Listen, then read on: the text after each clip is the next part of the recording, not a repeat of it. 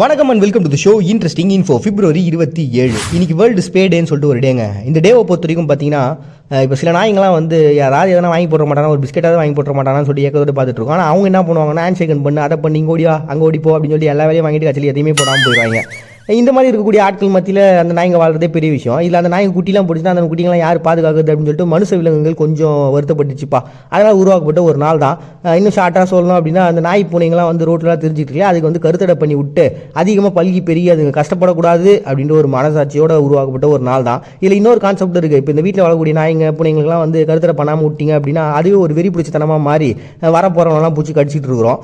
இதில் ஒரு கான்செப்ட் என்னன்னு பார்த்தீங்கன்னா, இப்போ இந்த யானைங்களாம் மதம் பிடிக்குதுன்னு சொல்லுவாங்கல்ல, ஏன் மதம் பிடிச்சி அவ்வளோ வெறித்தனமாக சுற்றுது அப்படின்னா அந்த இணை சேர்த்தல் ஏற்படக்கூடிய அந்த முரண்பாடு தான். அதனால் ஏற்படக்கூடிய பிரச்சனை அந்த மாதிரி இந்த நாய்களுக்கும் ஏற்படக்கூடாது அப்படின்றதுனால இது என்ன பண்ணுறாங்கன்னா டோரிடோ அனிமல் லீனிக் அப்படின்னு சொல்லிட்டு ஒரு நிறுவனங்க. இவங்க தான் என்ன பண்ணுறாங்கன்னா ஒரு தன்னார்வல நிறுவனம் தான். இவங்களோட சேர்ந்து பார்த்தீங்கன்னா ஹியூமன் சொசைட்டி, அப்புறம் இன்டர்நேஷனல் சொசைட்டி, ஏகப்பட்ட சொசைட்டிலாம் ஒன்றா சேர்ந்து 2006 என்ன பண்ணுறாங்கன்னா இந்த மாதிரி பிப்ரவரி கடைசி செவ்வாய்க்கிழமை இதுக்குன்னு ஒரு டே உருவாகலாம். இந்த வேர்ல்டு வைடில் இருக்கக்கூடிய இந்த நாய்ங்க பூனைங்களாம் ரோட்டில் இருக்கும்ல, அதுங்க அதிகமாக பெருகிச்சு அப்படின்னா மனுஷனுக்கும் பிரச்சனை, மனுஷனால் வந்து அந்த நாய்களுக்கும் பிரச்சனை வருது.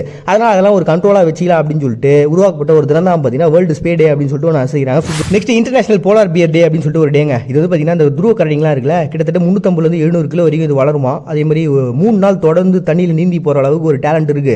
கிட்டத்தட்ட 150 கிலோமீட்டர் வரைக்கும் இதனால் வந்து ட்ராவல் பண்ண முடியும் அட் அ டைமில். அப்படி இருக்கக்கூடிய இந்த போலார் பியர்லாம் வந்து அழிஞ்சிக்கிட்டு இருக்குப்பா. காரணம் யாருன்னு பார்த்தீங்கன்னா மனுஷங்க தான்.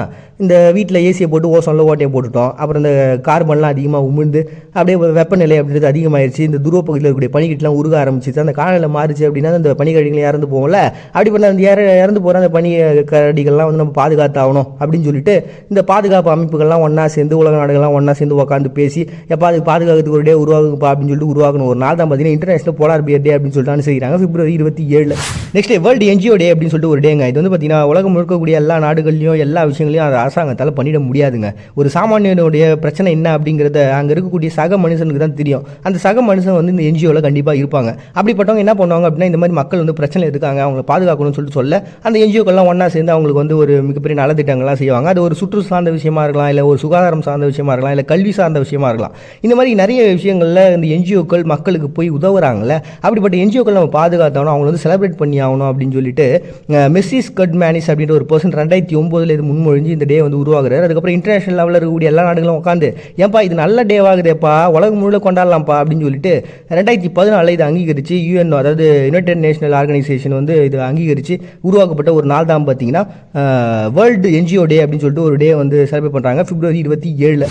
ஸ்பேஸ் ஆப்ரேஷன் ஃபோர்ஸ் டே அப்படின்னு சொல்லிட்டு ஒரு டேங்க. இது வந்து பார்த்தீங்கன்னா ரஷ்யா செலிப்ரேட் பண்ணுறாங்க. இதனால் பொறுத்தவரைக்கும் நம்ம நேற்று பார்த்தோமேங்க, அது அந்த கிரிமியான்ற ஒரு பிளேஸ் வந்து உக்ரைனில் இருக்குது. இது வந்து ரஷ்யாவுக்கு வந்து உடன்படிக்கையோடு அவங்க சேர்ந்துடலாமா இல்லை வேணாமா அப்படின்னு சொல்லிட்டு அதுக்கு வாக்குலாம் நடத்துனாங்கன்னு சொல்லிட்டு அந்த சமயத்தில் பிரச்சனை நடந்ததில்ல 2014. அந்த பிரச்சனை அப்போ அந்த பகுதியை வந்து கைப்பற்றதில் ஒரு மிகப்பெரிய அளவில் சப்போர்ட் பண்ணது அப்படின்னா இந்த ஸ்பெஷல் ஆப்ரேஷன் ஃபோர்ஸ் தான்.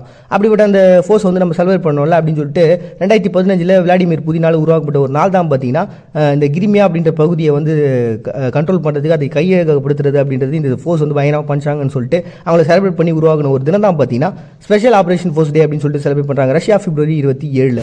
நெக்ஸ்ட் டாக்டர்ஸ் டே அப்படின்னு சொல்லிட்டு வியட்நாம்ங்க. இந்த நாளை பொறுத்தவரைக்கும் 2010 என்ன பண்ணுறாங்கன்னா அதுபா நம்மள எல்லாமே கொஞ்சம் பழைய எக்யூப்மெண்ட் ஆயிடுச்சு, டாக்டர்ஸ்லாம் வந்து நம்ம கொண்டாடுறதே கிடையாது. அதே மாதிரி அவங்களுடைய துறை சார்ந்த என்னென்ன வளர்ச்சிகள் இருக்கோ எஜுகேஷன் இருக்கோ எல்லாத்தையும் கொஞ்சம் மேம்படுத்தணும். அதுக்கு ஒரு 5 ஆண்டு திட்டத்தை போட்டலாமா அப்படின்னு சொல்லிட்டு எல்லாம் உட்காந்து பேசி ஒரு 5 ஆண்டு திட்டத்தை போட்டாங்க. திட்டத்தை மட்டும் போட்டால் வேலைக்கு ஆகாது. அதுக்கு ஒரு டே உருவாகிட்டோம்னா அதோட ஸ்பெஷல்ன்றது இன்னும் கொஞ்சம் அதிகமாகிடும்ல. எல்லா மக்களுக்கும் வந்து இந்த டேவை பற்றி நம்ம சொல்லுவோம். அட் சேம் டைம் நம்மளும் என்ன பண்ணலாம்னு உட்காந்து யோசிக்கிறதுக்கும் பேசுறதுக்கும் ஒரு நாளாக இருக்கும் அப்படின்னு சொல்லி உருவாக்கப்பட்ட ஒரு தினம் தான் பார்த்தீங்கன்னா டாக்டர்ஸ் டே அப்படின்னு சொல்லிட்டு வியட்நாம் வந்து செலிப்ரேட் பண்ணுறாங்க பிப்ரவரி 27. நெக்ஸ்ட் மராத்தி டே அப்படின்னு சொல்லிட்டு இந்தியா ஒரு டே வந்து செலிப்ரேட் பண்ணுறாங்கப்பா. இந்த நாளை பொறுத்த வரைக்கும் பார்த்தீங்கன்னா குஸ்மக்ராஜ் அப்படின்னு சொல்லிட்டு ஒரு பர்சன், இவர் வந்து ஒரிஜினல் பேர் பார்த்தீங்கன்னா விஷ்ணு வாமன் ஷிர்வாட்கர் அப்படின்னு சொல்லிட்டு இவர் வந்து பார்த்தீங்கன்னா பயங்கரமான ஒரு எழுத்தாளர். இவரோட சிறுகதைகளாக இருக்கட்டும், கட்டுரைகளாக இருக்கட்டும், இவரோட கவிதைகளாக இருக்கட்டும் வேற லெவலில் வந்து பேசப்படுது மராத்தி மொழியில். ஏன்னா இன்னைக்கு உலகம் முழுக்கக்கூடிய அதிகமான மக்கள் பேசக்கூடிய மொழிகளில் இதுவும் ஒன்று. கிட்டத்தட்ட 73 மில்லியன் மக்கள் வந்து மராத்தி வந்து பேசுகிறாங்களாம். அது இந்தியாவிலே வந்து பார்த்தீங்கன்னா 4வது ஒரு மிகப்பெரிய லாங்குவேஜாக இந்த லாங்குவேஜ் இருக்குங்க. அதுலேயும் இந்த எழுத்தாளர் இருக்கார்ல, இவருடைய பிறப்பை தான் வந்து இவங்க சூஸ் பண்ணியிருக்காங்க. காரணம் என்ன பார்த்தீங்கன்னா இந்த சுதந்திர சமயத்தில் 1942 இவர் எழுதின அந்த கவிதைகள் ஒரு மிகப்பெரிய உணர்ச்சியை, ஒரு வேட்கையை வந்து மக்கள் மத்தியில் ஏற்படுத்திச்சு. அப்படிப்பட்ட அந்த போஸ்டை வந்து செலிப்ரேட் பண்ணணுன்றதுக்காக அவருடைய அந்த பர்த்டேவை சூஸ் பண்ணிக்கலாம், அது வந்து நம்மளுடைய லாங்குவேஜ் டேவாகவும் மாற்றிக்கலாம் அப்படின்னு சொல்லிட்டு மராத்தி லாங்குவேஜ் டே அப்படின்னு சொல்லிட்டு செலிப்ரேட் பண்ணுறோம் இந்தியாவில் February 27. Next Islamic education day அப்படின்னு சொல்லிட்டு ஈரான் வந்து செலிப்ரேட் பண்ணுறாங்க. இது 1978 1989 இடைப்பட்ட காலத்தில் வந்து ஈரான் புரட்சின்னு ஒன்று நடந்தது.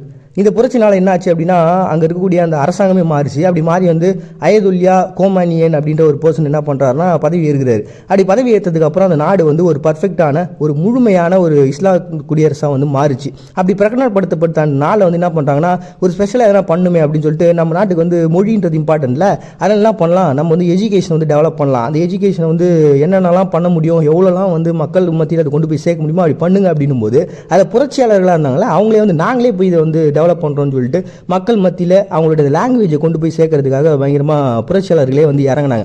அது ஒரு முக்கியமான ஒரு நாளில், ஆனால் அந்த நாள் சூஸ் பண்ணி தான் பார்த்தீங்கன்னா இஸ்லாமிக் எஜுகேஷன் டே அப்படின்னு சொல்லிட்டு ஈரான் வந்து செலிப்ரேட் பண்ணுறாங்க February 27.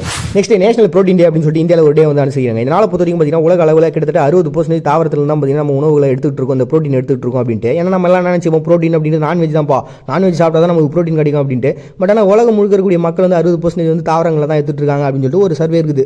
சரி, இன்னொரு விஷயத்துக்கு வருவோம். இது எதுக்காக இந்த நாளை வந்து எடுத்துருக்காங்க அப்படின்னு பார்த்தீங்கன்னா, இன்னைக்கு உலக அளவில் பார்த்தீங்கன்னா கிட்டத்தட்ட 2 லட்சம் மக்கள் வந்து இதனால் இறந்துட்டு இருக்காங்க. அதுலேயும் குழந்தைகள் தான் இதில் அதிகமாக பாதிக்கப்பட்டிருக்காங்க அப்படின்ட்டு. ப்ரோட்டீன் இல்லாமல் குழந்தைங்க இறக்குறதுன்றது எவ்வளோ பெரிய வருத்தத்திற்குரிய ஒரு விஷயங்க. இதை வந்து மாற்றி ஆகணும் அப்படின்னு சொல்லிட்டு நினைச்சாங்க. அதுவும் பார்த்தீங்கன்னா இந்தியாவில் வளரும் நாடுகளில் அதிகமாக இருக்குது. அதுவும் குறிப்பாக இந்தியாவில் பார்த்தீங்கன்னா இது பெரிய லெவலில் இருக்குது. ஏன்னா இந்தியாவில் கிட்டத்தட்ட பார்த்தீங்கன்னா 80% மக்களுக்கு வந்து இந்த ப்ரோட்டீனால் பாதிப்புன்றது இருந்துகிட்டு இருக்கு. அவங்க சரி வர ஃபுட்டை எடுத்துக்கிறது இல்லை அப்படின்னு சொல்லிட்டு ஒரு சர்வே சொன்னாங்க. இது ஒரு மிகப்பெரிய அளவில் வருத்தத்தை இந்தியாவில் கொடுத்துச்சு. அதனால என்ன பண்ணுறாங்க, ரைட் டு ப்ரோட்டீன் அப்படின்ற ஒரு நிறுவனத்தின் மூலமாக இந்த டே வந்து அவங்க அனுசரிக்கிறாங்க. அதன் மூலமாக பார்த்தீங்கன்னா மக்களுக்கு வந்து இந்த வருப்பா நம்ம வந்து சரியான ஃபுட் இல்லை, எங்க 3 வேளை சாப்பிட்றதுக்கு நமக்கு கஷ்டமாகுது, நம்மகிட்ட ப்ரோட்டீன் இல்லை அப்படின்னு சொல்லிட்டு நீங்கள் சொல்கிறீங்க, இதை நாங்கள் எப்படி ஏற்றுக்கிறது அப்படின்னு மக்கள் வந்து வருத்தப்படாதீங்க. ரேஷன் கார்ட்லேயே பார்த்தீங்கன்னா பருப்புலாம் கொடுக்குறாங்க. நம்ம சாப்பிடக்கூடிய சில தாவர வகைகள்லேயே நம்மகிட்ட வந்து இந்த ப்ரோட்டீன் இருக்குது.